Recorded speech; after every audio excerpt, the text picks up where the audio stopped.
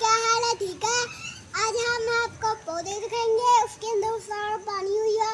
आज इतनी बारिश हुई है, इतनी बारिश हुई है, तो फिर आज पौधे में पानी बढ़ गया। ये देखिए, ये पौधे में पानी बढ़ गया।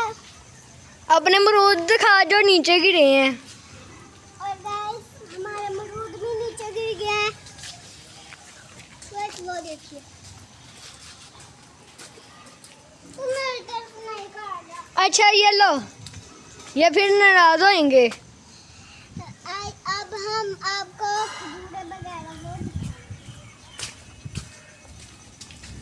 ये देखिए, ये थोड़ी गीली हो गई है।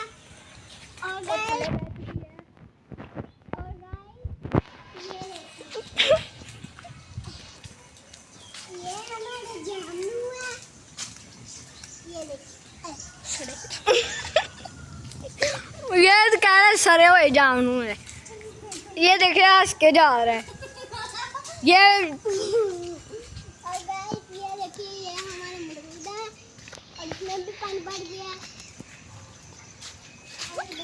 काना कौन है? ये हमारा नींबू है, ये भी हमारा नींबू है और आगे भी है। ये हमारा ये देखिए गर्दन मोड़ गया है।